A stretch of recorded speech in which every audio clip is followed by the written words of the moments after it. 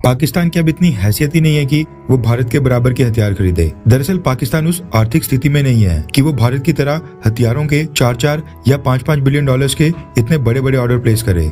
ऐसे में पाकिस्तान क्या करता है कि हर बार यूनाइटेड नेशंस के मंचों के ऊपर जाकर वहां पर दुनिया के सामने ये गुहार लगाता है कि भारत के हथियार खरीदने से साउथ एशिया में पावर का बैलेंस बिगड़ रहा है और इससे रीजन में आर्म्स रेस और भी बढ़ेगी, इसलिए भारत को इतने ज्यादा हथियार खरीदने से रोका जाए। अभी रिसेंटली की बात है, 1 मार्च को पाकिस्तान की junior foreign minister Hina Rabbani खैर ने ये मुद्दा यूनाइटेड नेशंस में जाकर उठाया था।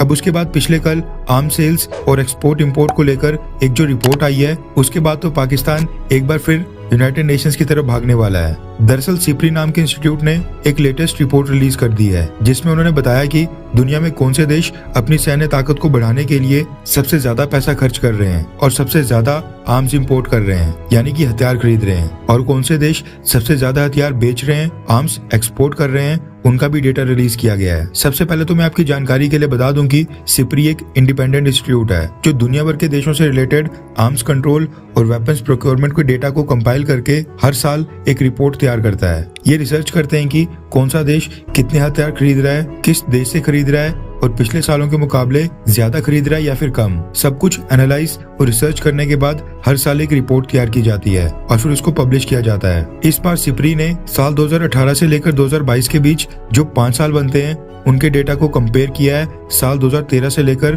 2017 के डेटा के साथ। सबसे पहले सिप्री ने बताया कि पिछले 5 सालों के दौरान सबसे ज्यादा हथियार इंपोर्ट करने वाले यानी विदेशों से हथियार खरीदने वाले जो टॉप 5 देश हैं, उनमें भारत ने टॉप किया है। भारत ने सबसे ज्यादा हथियार विदेशों से खरीदे हैं यानी इंपोर्ट किए हैं। भारत के बाद सऊदी अरब, 3rd नंबर के ऊपर कतर और 4th के ऊपर ऑस्ट्रेलिया है। 5वीं पोजीशन के ऊपर चाइना भी है। यहाँ पर सबसे ज्यादा हथियार खरीदने वाले देशों की लिस्ट में पाकिस्तान का भी नाम है। पाकिस्तान 8वें नंबर के ऊपर है। आप सोचिए कि पाकिस्तान की आर्थिक स्थिति इस समय कितनी बदहाल है। पाकिस्तान लगातार IMF और वर्ल्ड बैंक जैसे अलग अलग इंस्टीट्यूशंस के पास जाकर वहाँ से लोन मांग रहा है, बेल आउट पैकेज मांग रहा है, लेकिन हथियार इंपोर्ट्स करने वाले टॉप 10 देशों में पाकिस्तान का भी नाम है। भारत की बात करें तो भारत के लिए कुछ नया नहीं है। भारत ने साल 2013 से 18 में भी सबसे ज्यादा हथियार परचेज किए थे, लेकिन खैर सबसे ज्यादा हथियार बेचने यानी विदेशों को एक्सपोर्ट करने वाले देशों की बात करें तो पिछले 5 साल यानी 2018 से लेकर 2022 के बीच सबसे ज्यादा हथियार बेचे अमेरिका ने।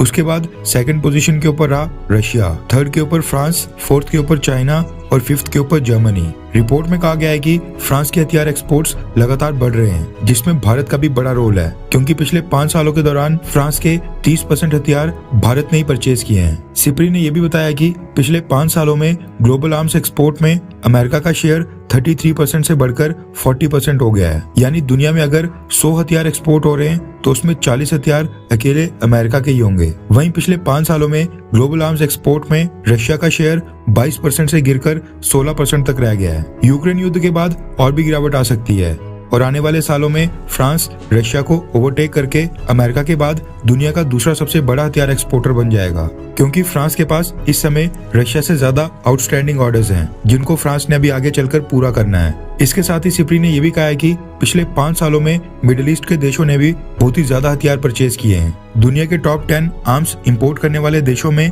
3 देश मिडिल ईस्ट के हैं, सऊदी अरब, कतर और इजिप्ट। ये तीनों देश दबाकर हथियार परचेज कर रहे हैं। हो सकता है कि जब अगले 5 साल यानी 2023 से 2028 की रिपोर्ट बने, उस समय भारत दुनिया का सबसे बड़ा आर्म्स इंपोर्टर देश ना बने, क्योंकि उस समय तक भारत में हथियारों की मैन्युफैक्चरिंग लार्ज स्केल के ऊपर शुरू हो जाएगी, जिसके बाद हम हथियार दुनिया से खरीदेंगे नहीं बल्कि दुनिया को बेचना शुरू करेंगे।